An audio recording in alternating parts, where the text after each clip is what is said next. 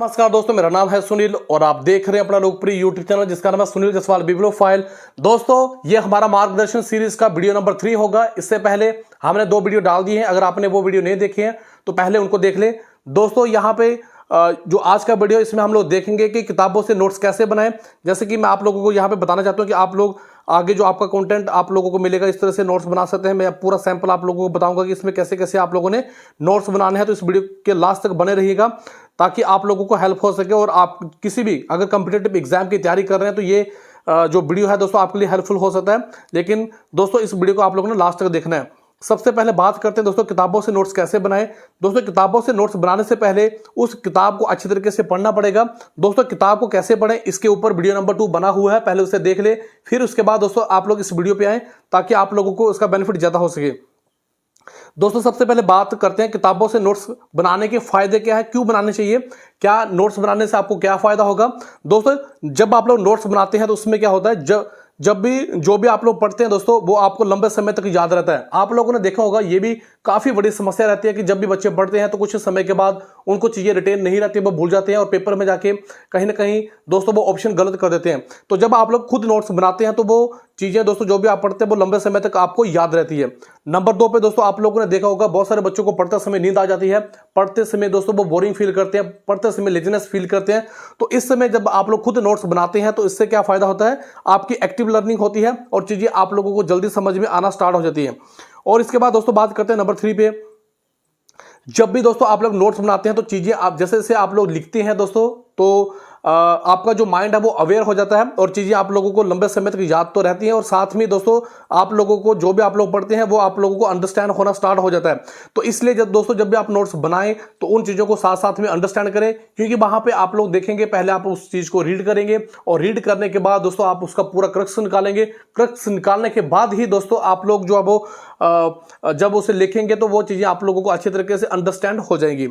किताबों को बार बार पढ़ने का झंझट भी खत्म हो जाता है। बहुत सारे बच्चे ऐसे करते हैं, वो ये सोचते हैं कि नोट्स नहीं बनाएंगे। दोस्तों, नोट्स नहीं बनाने का जो उनको नुकसान ये होता है कि उनको किताबें जो उन्होंने ली है दोस्तों जिन पे वो जो अब वो अध्ययन कर रहे हैं, फिर वो किताबें आप लोगों को बार बार पढ़नी पड़ती है। लेकिन जब आप लोग नोट्स बना देते हैं तो कहीं ना कहीं दोस्तों किताबों को पढ़ने का जो झंझट हो जाता है वो कहीं ना कहीं खत्म हो जाता है। और सबसे इंपॉर्टेंट पॉइंट जो मैं अभी आप लोगों को बताने जा रहा हूं, सबसे इंटरेस्टिंग पॉइंट भी यही है दोस्तों, अंतिम समय में रिवीजन करना बहुत ज्यादा आसान रहता है। कि जब आपका जैसे मान लो टीजीटी आर्ट्स कमीशन का पेपर आ जाता है तो उस समय दोस्तों अगर आपके पास समय कम रहता है तो उस समय पूरी किताब को पढ़ना कहीं ना कहीं डिफिकल्ट हो जाता है। अगर आप लोग देखें तो 11 सब्जेक्ट होते हैं दोस्तों, तो बहुत सारे सब्जेक्ट को कवर करना और पूरी किताबें पढ़ना कहीं ना कहीं डिफिकल्ट हो जाता है और सारी चीजों को रिटेन करना भी डिफिकल्ट हो जाता है। तो दोस्तों जो लास्ट समय होता है उसमें रिवीजन करना बहुत ज्यादा आपके लिए इंपॉर्टेंट होता है। लेकिन जब आप लोगों ने शॉर्ट नोट्स बनाए होंगे तो दोस्तों आपको बहुत ज्यादा फायदा होता है, चीजें रिटेन हो जाती है और पेपर में अच्छे से परफॉर्मेंस होती है।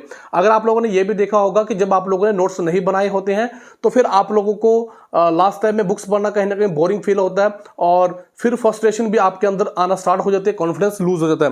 तो इसलिए दोस्तों नोट्स बनाएं, सिलेबस भी जल्दी से कंप्लीट हो जाता है एक सीक्वेंस में। दोस्तों जब आप लोग जैसे आप लोगों ने मान लो पॉलिटिकल साइंस में राष्ट्रपति को पढ़ा, उपराष्ट्रपति को पढ़ा, गवर्नर को पढ़ा, प्रधानमंत्री को पढ़ा, तो एक सीक्वेंस में आपके नोट्स बनते हैं और आप लोग उस चीज को कोरिलेट कर लेते हैं। किताबों में दोस्तों जो इन्फॉर्मेशन होती है वो कहीं ना कहीं बिखरी होती है और लेकिन जब आप लोग नोट्स बनाते हैं तो उसका जो दोस्तों जो इन्फॉर्मेशन होती है वो आप एक जगह पर रखकर उसे अच्छे तरीके से रिटेन कर लेते हैं और आपके पास टारगेट होता है।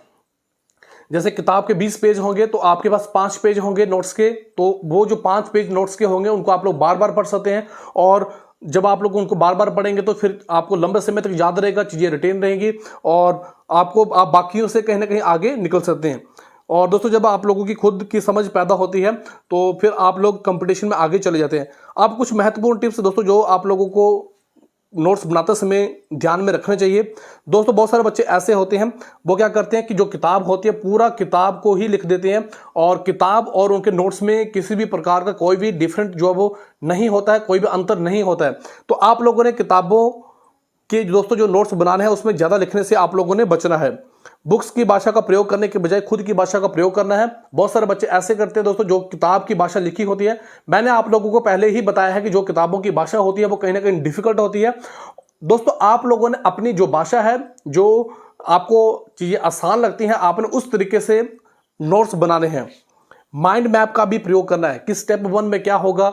आप लोगों ने हिस्ट्री में देखा होगा कि अगर कोई राजा है तो राजा का जन्म हुआ, फिर दोस्तों उसने शासनकाल कब किया, उसकी लड़ाइयाँ, उसका जो आर्थिक व्यवस्था, सामाजिक व्यवस्था, राजनीतिक व्यवस्था, इस तरह से दोस्तों आप लोग पूरे सीक्वेंस में बना सकते हैं। जैसे मैं आपको बताऊंगा आगे कि आप लोगों ने किस तरह से यूज करना, माइंड मैप का प्रयोग करना बहुत ज्यादा इंपॉर्टेंट है। नोट्स रिवाइज करें। बहुत सारे बच्चे ऐसे भी हैं दोस्तों, वो सिर्फ नोट्स बनाते चले जाते हैं लेकिन उनको रिवाइज नहीं करते हैं। ये काफी ज्यादा इंपॉर्टेंट पॉइंट भी है। बहुत सारे बच्चों को मैंने देखा भी है, वो नोट्स भी बना रहे होते हैं, टाइम भी कंज्यूम कर रहे होते हैं, लेकिन कहीं ना कहीं वो नोट्स को रिवाइज नहीं करते हैं। वो सिर्फ किताबों की तरफ या फिर पीडीएफ की तरफ या फिर दोस्तों वो अलग तरीकों को अपनाकर ही करते हैं, लेकिन वो दोस्तों जो उन्होंने नोट्स बनाए होते हैं वो उनको रिवाइज नहीं करते। तो आप लोगों ने क्या करना है कि नोट्स को अच्छे तरीके से रिवाइज करना है और महत्वपूर्ण पॉइंट को हाईलाइट करना है। जो आपने नोट्स बनाए हैं वहां पे भी दोस्तों आप लोगों ने हाईलाइट करना है कि ये वाला जो पॉइंट है ये कहीं ना कहीं प्रीवियस ईयर के क्वेश्चन पेपर में आया है या फिर आपने जो पेपर दिया है उसमें आया है या फिर आने की इसकी संभावना है, तो उसे आप लोगों ने हाईलाइट करना है जो भी आपने नोट्स बनाए हैं। दोस्तों दूसरों के नोट्स को पढ़ने से बचना चाहिए। बहुत सारे बच्चे ऐसे भी हैं वो दूसरों के नोट्स ले लेते हैं, तो कहीं ना कहीं वो दोस्तों जो चीजें होती हैं वो कहीं ना कहीं उनके साथ कनेक्शन जो है वो नहीं बन पाता है।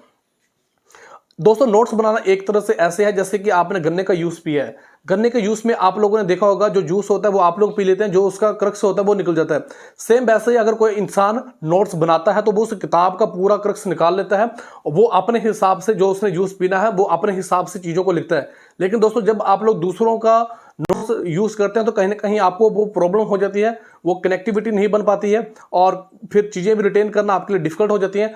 तो दोस्तों आप लोगों ने अपने हिसाब से नोट्स बनाने हैं, जो आपको समझ में आया। कुछ चीजें आपको समझ में आएंगी, कुछ चीजें आपको समझ में नहीं आएंगी, तो वो आपके अनुसार होगा दोस्तों। तो इसलिए दूसरों के नोट्स पढ़ने से आप लोगों को बचना चाहिए। अब बात करते हैं दोस्तों नोट्स कैसे बनाएं। तो यहां पे मैंने बौद्ध धर्म का दोस्तों हिस्ट्री में एक टॉपिक लिया। तो अगर आप लोग देखें इस टॉपिक को, महात्मा बुद्ध बौद्ध धर्म के जो संस्थापक यहाँ पे बताए गए हैं, महात्मा बुद्ध बताए गए हैं। सीधा जन्म लिखा गया है 563, जन्म स्थल कहाँ पे हुआ सीधा लिखा गया है, पिता का नाम लिखा गया, माता का नाम लिखा गया, बचपन में उनका क्या नाम था, काफी बार प्रश्न ये भी पूछा जाता है। पालन पोषण किसने किया था दोस्तों, तो अगर आप लोग देखें तो महात्मा बुद्ध का जो नाम है वो गौतम बुद्ध भी है। क्यों पड़ा, क्योंकि उनकी मौसी ने उनका पालन पोषण किया था, बचपन में ही उनकी माता का देहांत हो गया था। तो दोस्तों इस तरह से जब आप छोट नोट्स बनाते हैं तो फिर आपको चीजें रिटेन में रहती है। और आपने क्या करना है, जैसे मैंने आपको किताब को बोला कि आपने 5 बार किताब को पढ़ना है, कैसे पढ़ना है वो मैंने आप लोगों को बताया हुआ। अगर आप लोग वैसे करते जाते हैं तो किसी भी प्रकार की कोचिंग लेने की आपको जरूरत नहीं पड़ेगी। इन चीजों को फॉलो करना आपके लिए आसान हो जाएगा और फिर कहीं ना कहीं दोस्तों आप लोग कंपटीशन में आगे चले जाएंगे। तो अगर आप लोग अभी तक आपको सफलता नहीं मिल रही तो इन चीजों को अपनाएं। तो यहाँ पे आप लोग देख सकते हैं पूरा सीक्वेंस में दिया गया है और दोस्तों यहाँ पे जो भी चीजें इंपॉर्टेंट है उन्हीं चीजों को लिखा गया है। इनके सारथी का, घोड़े का, प्रथम गुरु, तो इस तरह से पूरा सीक्वेंस में ज्ञान की प्राप्ति हुई है। ज्ञान प्राप्ति का स्थल, प्रथम उपदेश कहां पे दिया गया, तो ये इस तरह से दोस्तों यहां पे आप लोग देख सकते हैं। फिर यहां पे भी आप लोग देख सकते हैं कि उनका जन्म लुम्बिनी में हुआ, प्रथम प्रवचन सारनाथ में दिए गए। तो इस तरह से आप लोग डायग्राम का भी प्रयोग कर सकते हैं। ज्ञान की प्राप्ति बोध गया में हुई और ये जो टॉपिक है दोस्तों निधन कहां पे हुआ, कुशीनगर में। तो इस तरह से ये आपके लिए इंपॉर्टेंट हो सकता है जब आप लोग डायग्राम बनाते हैं। और यहाँ पे भी देख सकते हैं काफी इंपॉर्टेंट ये चीजें रहती है। बहुत संगीतियां यहाँ पे फर्स्ट, सेकंड, थर्ड और फोर्थ। अगर आप लोग बात करेंगे प्रथम संगीति की 483 बीसी में हुई, राजगिरी में हुई, अध्यक्ष इनके महाकश्यप थे, शासक अजातशत्रु का था। तो यहीं से प्रश्न पूछा जाता है। अगर आप लोग किताबों में पढ़ेंगे तो कहीं ना कहीं वो किताबों के हिसाब से लिखा गया होगा। और जब आप लोग नोट्स बनाते हैं तो आप लोग अपनी सुविधा के अनुसार लिखते हैं, जो आपको यहाँ पे आसान लगता है उस हिसाब से। तो यहाँ पे भी आप लोग देख सकते हैं। तो आगे ये जो टॉपिक है दोस्तों यहाँ पे भी आप लोग देख सकते हैं, सम्यक दृष्टि, सम्यक संकल्प।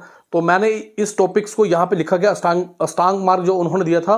तो यहाँ पे ये जो 2 थे, ये आपके प्रज्ञा से, स्कंद से, शील से, समाधि से। इस तरह से आप लोग जो अब अपनी सुविधा के अनुसार नोट्स बना सकते हैं। अब बात करते हैं दोस्तों इसी टॉपिक्स को और अभी जैन धर्म की बात करते हैं। तो यहाँ पे देख लेते हैं जैन संप्रदाय क्या है। जैन शब्द दोस्तों संस्कृत के जिन, तो यहाँ से आप लोग देख सकते हैं जिन जो संस्कृत शब्द है जिसका अर्थ है विजेता होता है, महात्माओं। इस तरह से दोस्तों आप लोग पहले इस शब्द को हमने डिफाइन किया। प्रथम तीर्थंकर कौन थे, इस चीज को देखा। 23वें पार्श्वत, इस तरह से आप लोग देख सकते हैं। यहाँ पे नोट्स किस तरह से बन रहे हैं आप लोगों को ये हेल्पफुल रहेगा। और महावीर का बचपन का क्या नाम था, कई बार प्रश्न पूछा जाता है।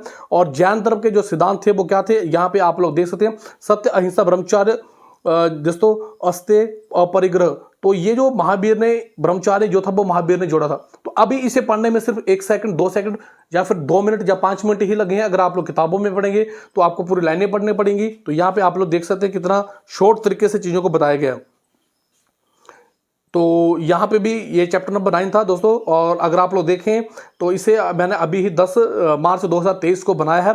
तो अगर आप लोग देखेंगे दोस्तों यहाँ पे चीज़ों को बहुत ही अच्छे तरीके से बताया गया है। तो ये भी आपके लिए काफ़ी ज़्यादा हेल्पफुल जॉब रह सकता है दोस्तों।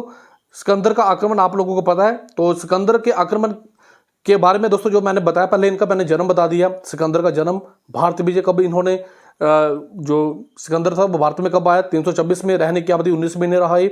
इस तरह से बेबीलोन में इसकी मृत्यु होगी। पिता का नाम क्या था, मृत्यु। फिर इस तरह से अरस्तु, उनके गुरु का क्या नाम था, अरस्तु था। तो यहाँ से अगर आप लोग देखें तो कितना शॉर्टकट में लिखा हुआ है। और अगर इसे रीड करना होगा तो बहुत ही कम समय में हम लोग इसे काफ़ी बार रीड कर सकते हैं। यहाँ पे आप लोग देख सकते हैं। और सिकंदर के आक्रमण के बारे में यहाँ पे पूरे नोट्स बन सकते हैं दोस्तों। आप लोग भी बना सकते हैं।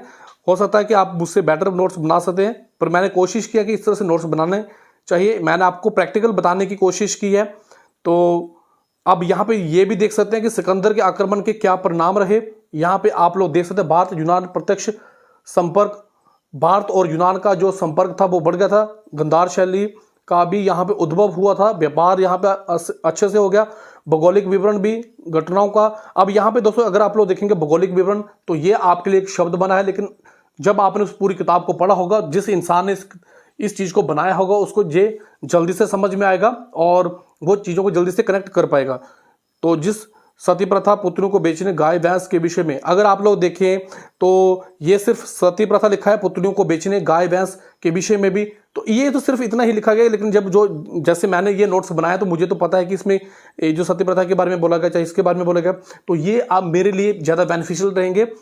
तो आप लोगों ने क्या करना, कोशिश खुद करनी है, खुद नोट्स बनाने हैं दोस्तों। और मैंने आप लोगों को ये भी बता भी दिया कि आपने नोट्स जो वो क्यों बनाने हैं, कैसे बनाने हैं, उससे फायदा क्या होगा, इससे नुकसान क्या होगा, किन बातों का आप लोगों ने ध्यान रखना है। तो ये सारी चीजें मैंने आप लोगों को बताने की कोशिश की है। तो आपको दोस्तों इस वीडियो से काफी ज्यादा मदद मिल सकती है। किताब को कैसे पढ़ें, ये वीडियो नंबर 2 पे है दोस्तों। तो इसे आप लोग जरूर देखें। इसके बाद जाके ही दोस्तों आप लोग जो है वो नोट्स बनाएं। तो दोस्तों ये आज का वीडियो था। फिर भी अगर आपके मन में कोई प्रश्न है तो कमेंट बॉक्स में जरूर टाइप करें। दोस्तों ये वीडियो आपको कैसा लगा, आप अपनी राय कमेंट बॉक्स में जरूर बताएं। आप लोगों ने मुझे इतना समय दिया, आप सभी का बहुत बहुत धन्यवाद। थैंक यू वेरी मच दिल से।